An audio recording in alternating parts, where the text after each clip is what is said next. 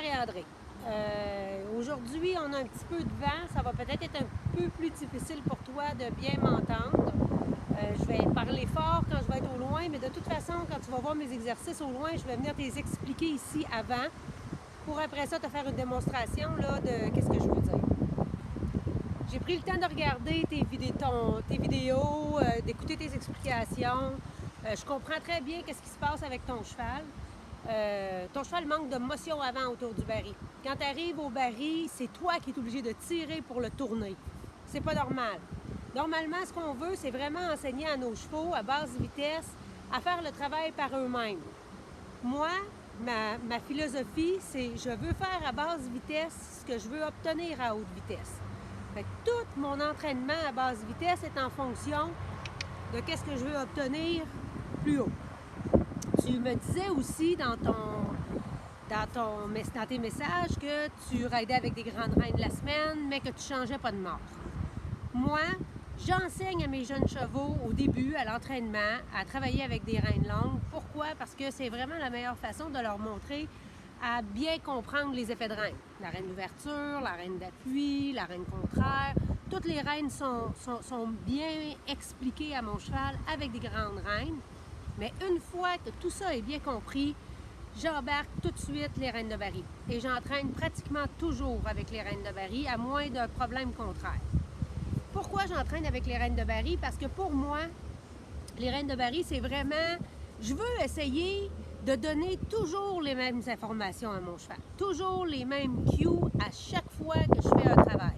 C'est-à-dire, à basse vitesse, ça doit être facile et couler facilement toutes les choses que je vais lui demander, où je veux l'amener, pour être sûr qu'à haute vitesse, il soit capable de faire mon programme seul, où je vais seulement avoir besoin de l'accompagner.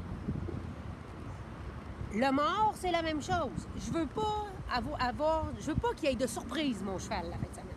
Je veux que ça soit simple pour lui, donc il connaît qu'est-ce qu'il y a dans la bouche, il connaît les effets de mes mains versus sa bouche versus son cou, il connaît les effets de mon corps, les effets de mes jambes. Tout ça, c'est pas des surprises pour lui. On les a pratiqués tellement à basse vitesse que rendu à haute vitesse, ça se fait tout seul. Tu comprends le principe? Je veux vraiment que mon cheval apprenne à travailler surtout avec une reine d'ouverture. Je ne suis pas une personne qui travaille en reine contraire. Si je te montre la différence, je vais faire un cercle en reine d'ouverture. Vois-tu, je prends mon cheval en reine d'ouverture, je fais un cercle. Si je suis obligée de faire une reine contraire parce que je manque de vitesse, mon cheval veut couper dans son cercle, je vais pousser avec mon bassin pour envoyer mon cheval en avant. C'est mon bassin qui va contrôler ma vitesse. Si mon cheval veut tomber à l'intérieur de son cercle, je vais prendre mes deux mains, une ligne droite, et je reviens dans mon cercle. Je veux jamais, ou le moins possible, être obligée de corriger le cheval en le tassant comme ça, en reine d'ouverture. Jamais, jamais, jamais. Ma correction se fait toujours avec une reine d'ouverture si j'ai ou deux reines directes ou je propulse mon cheval en avant. Je te refais une autre exemple. Reine d'ouverture dans mon cercle, je vais avoir un cheval qui tourne autour de ma jambe. Donc, qui est bien flexé dans sa cage thoracique. Le flex, il est ici, sur ma jambe intérieure. Mon cheval doit vraiment tourner autour de ma jambe intérieure. Si j'ai un cheval trop plié, qu'est-ce qui va arriver? Mon épaule va sortir à l'extérieur. Mon cheval est obligé de croiser ses pattes pour venir à bout de faire un beau cercle. Non. En avant, on met le cheval, reine d'ouverture, mon poids bien écrasé dans ma selle et mon cheval tourne autour de ma jambe intérieure. Voilà. Si toutes mes corrections d'un cheval qui veut couper sa ligne, dropper, tomber son épaule en premier, toutes ces corrections-là se font avec de l'avant et avec mon bassin. OK? Je vais aller te faire la démonstration autour d'un baril. Ce qu'on veut autour d'un baril avec un cheval, c'est vraiment avoir un cheval qui est en motion avant tout le temps. Je vais lui enseigner à utiliser son corps, être en motion autour du baril, puis bien propulser son derrière devoir toujours rester en équilibre. La deuxième chose la plus importante, c'est l'équilibre. On veut un cheval qui va en motion avant, puis qui est équilibré autour du baril. Si on a un cheval qui est trop plié, il va sortir à l'extérieur, on va manquer d'équilibre. Si on a un cheval qui est trop droit, il va être obligé de croiser ses antérieurs, il va avoir manqué sa motion pour pouvoir bien travailler autour du baril. Moi, je veux un cheval qui travaille 4 pattes, 4 roues motrices pour être le plus rapide possible autour du baril. Donc, je te fais un exercice autour du baril. Tu vas voir un peu le même principe que j'ai fait tantôt, mais autour du baril, je reviendrai te donner les explications après pour que tu vois bien.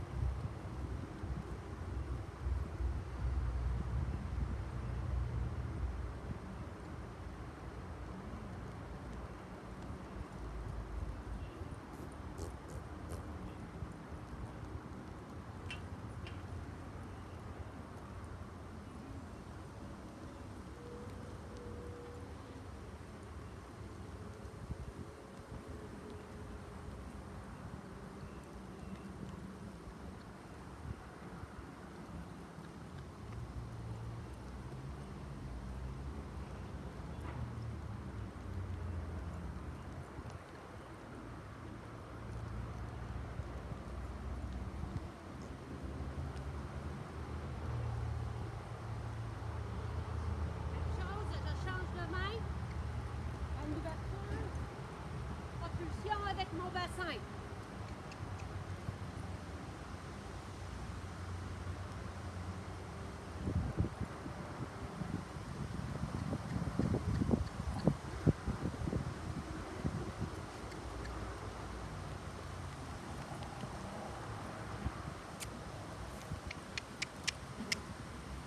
Comme tu peux voir, j'ai toujours un cheval qui est en motion avant. Ce que je fais, quand je veux que mon cheval apprenne à rentrer en dessous de lui, puis qu'il apprenne à propulser, parce que tu le sais que le seul endroit dans une route de baril où on veut avoir un cheval qui va être en décélération, puis quand je dis décélération, c'est vraiment très minime, où il doit rentrer en dessous de lui pour s'utiliser, c'est à l'entrée du baril. On est d'accord que sur tout le reste du patron, on veut un cheval qui travaille toujours en avant. On sort des barils, on part de la chute, 2 mains. Je vais arriver à mon premier baril, 1 main. Je mets mon autre main sur le pommeau. Je m'assois dans ma selle. Quand je m'assois dans ma selle, à l'entrée du baril, pas 3 km avant, là. Vraiment, là, à l'entrée, là, quand l'épaule de mon cheval arrive au baril, je suis environ à 3-4 pieds de mon baril. C'est là que je vais m'asseoir dans ma selle, serrer mes jambes, puis vraiment m'asseoir profondément dans ma selle. Puis en serrant mes jambes, je donne l'indication à mon cheval qui doit entrer son postérieur intérieur pour bien amorcer son tournant. Une fois qu'il a fait ça, là, je fais une reine d'ouverture.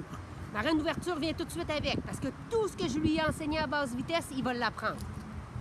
C'est très important aussi, on va le voir tantôt, quand j'entraîne autour des barils, toujours à 1 main, ou le plus possible sur un cheval qui est quand même avancé, parce que je veux que mon cheval comprenne qu'autour du baril, reine d'ouverture, 1 main, avec des rênes de baril. Quand je mets mon cheval en ligne droite, toujours 2 mains. Fait que lui, là, il va savoir que tant que j'ai 2 mains, il ne peut pas jeter de l'épaule, il ne peut pas prendre de décision, il doit rester droit et attendre mon indication.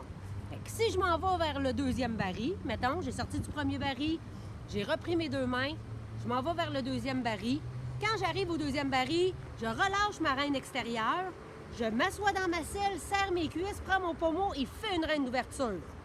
Au moment où je fais ça, le cheval le sait. J'ai lâché ma reine extérieure, donc on courbe.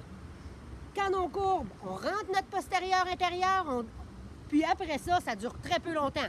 Engagement, puis on tourne. Mais jamais, pratiquement jamais, dans ma motion, je fais ça. Je ne tire pas pour amener le nez de mon cheval. J'ai pas besoin, j'ai juste besoin de l'accompagner. Quelquefois, pour terminer mon baril, un cheval moins expérimenté, je vais aller chercher un peu, je vais le travailler autour du baril, je vais aller chercher avec ma reine d'ouverture le bout du nez pour dire OK, on suit, puis je pousse avec mon bassin. Mais sinon, on ne devrait pas avoir à tirer quand on arrive au baril.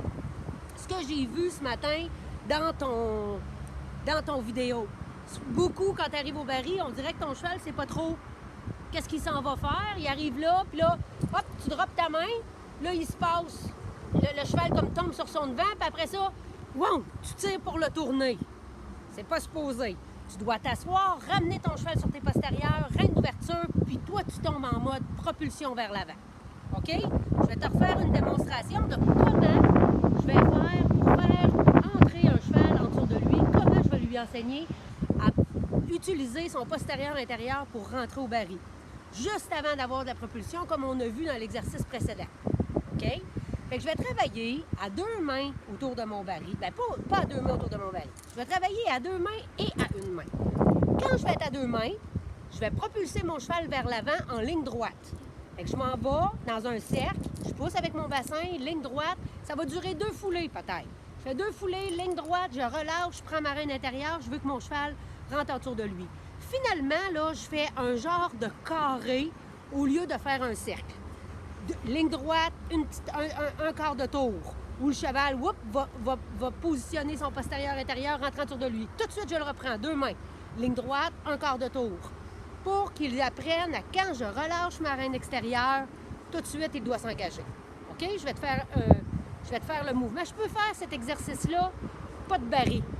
Là, ça donne qu'il y en a un. Bien, fais comme s'il n'y en aurait pas. C'est pas grave, on n'a pas besoin de baril pour enseigner à un cheval à bien s'engager en arrière.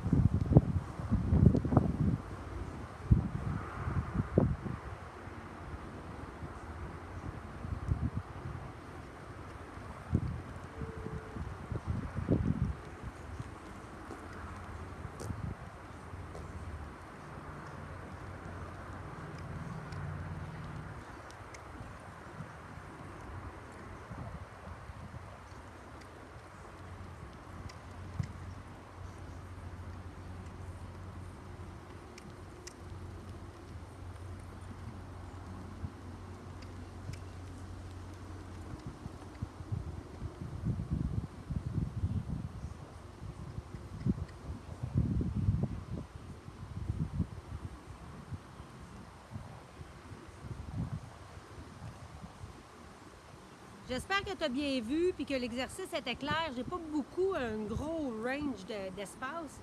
J'essaie de travailler, d'essayer de trouver une façon de faire ça pour que ça soit avoir plus d'espace. J'ai quelqu'un qui va venir m'aider à faire mes capsules, à mieux m'équiper pour faire mes capsules. Pour le moment, je suis seule, donc c'est pas toujours évident non plus de les faire, mais j'imagine, en tout cas, j'espère que tu as bien vu ce que je voulais dire. Je vais te refaire encore la même chose de l'autre côté. Mais je vais introduire un baril maintenant. Le baril est encore là. Je l'ai fait un peu tantôt avec le baril, mais là, je vais vraiment faire une entrée au baril, te montrer comment que je m'installe puis qu'est-ce que je fais avec mon corps à l'entrée du baril. Fait que tu vas me perdre, OK, de l'écran. Je vais juste aller un petit peu plus loin. Je vais faire un départ au galop, puis je vais revenir sur le baril, puis je vais te montrer exactement comment je vais me positionner pour mettre un cheval en avant autour du baril. Quand j'arrive sur un baril, que je veux de la motion avant avec mon cheval, puis j'arrive, puis là, je veux je rentre, je m'installe, mon cheval perd un petit peu de son avant, s'engage, je fais une reine d'ouverture, je lui demande de tourner, puis que je trouve que quand je propulse avec mon corps, quand j'envoie avec mon corps, je manque d'avant. Mais je me gêne pas, je vais l'agrandir, mon cercle. Je vais prendre le plus grand, je vais travailler plus grand jusqu'à ce que j'ai un bel avant. Quand je suis prête, je rapetisse et je ressors. Mais je rentre toujours à la bonne place et je ressors toujours à la bonne place. Mais c'est pas grave dans mon exercice si je vais chercher plus d'espace. Ce que je veux, c'est enseigner à mon cheval à entrer, à utiliser son corps puis à courir autour du baril.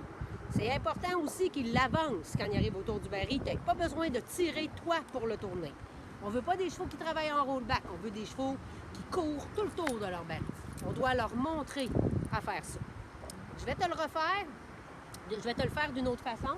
Je vais partir au galop, je vais me présenter au baril, puis je vais faire le mouvement partir proche et agrandir mon baril.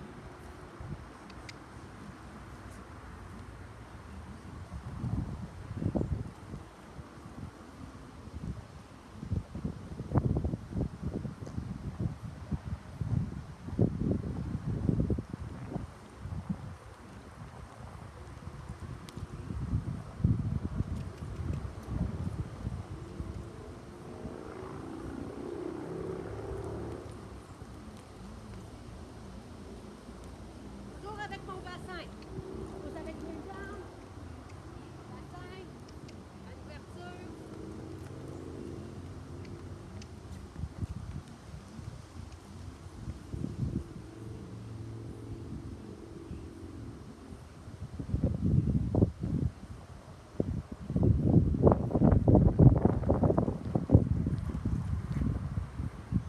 utiliser aujourd'hui, ça c'est une petite jument ça fait 2 semaines qu'elle est à l'entraînement chez nous. Elle commence seulement à faire des barils. On travaille beaucoup sur son avant, puis qu'elle comprenne que quand on en arrive au baril, elle doit se positionner. Puis déjà, elle comprend le principe de qu'est-ce que je veux dire.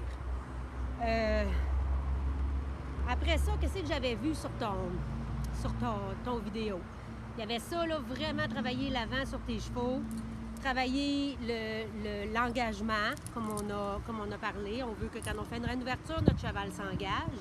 Si jamais ça ne fonctionne pas, ce que je viens de te montrer là, tu me reviendras, puis j'ai un autre exercice que je vais pouvoir te faire pratiquer qui va être un petit peu plus sévère au niveau de quand je fais une reine d'ouverture, tu dois apprendre à venir sur tes postérieurs. Tu dois t'engager et après commencer à courir, puis commencer à courir et travailler avec tes postérieurs.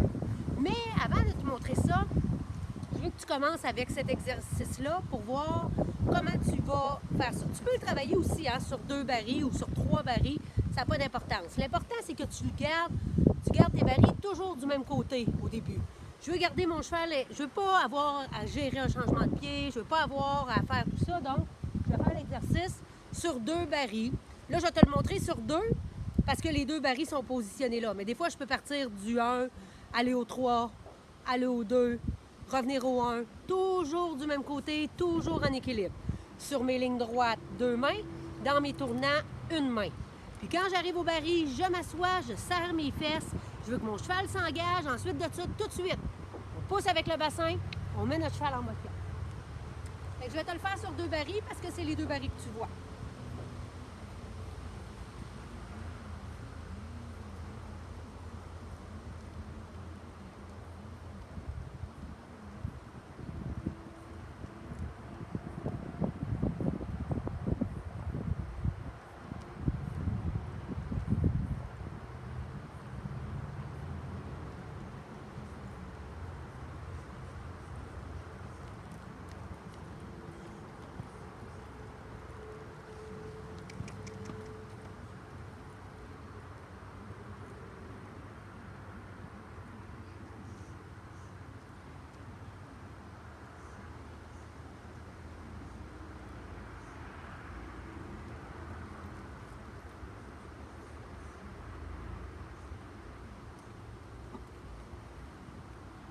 Très simple, je veux que le cheval reste en motion avant, je veux qu'il reste calme. Si le cheval s'excite, agrandis tes cercles. Il faut les mettre en zone de confort. Si tu vas trop proche du baril, puis ça le stresse, puis il devient stressé de faire ça, là, rapetisse ton cercle, agrandis ton cercle, puis tranquillement rapetisse ton cercle. Dès qu'il vient stressé, ragrandis ton cercle. On veut vraiment avoir un cheval qui est capable de faire ça le plus calme possible. Je pousse avec ma voix un petit peu quand j'en ai besoin autour du baril, mais j'exagère pas ma voix. J'irai pas autour du baril à... Je veux pas stresser le cheval, puis je veux pas qu'il apprenne à avancer à cause de ma voix. Je veux qu'il se concentre sur qu'est-ce qu'il sent dans mon corps. C'est mon corps qui va faire la différence. J'espère qu'aujourd'hui, j'ai pu te donner des petits conseils là, par rapport à l'entraînement de ton cheval. Je crois que le mort que tu as dans la bouche, là, ça semble vraiment correct.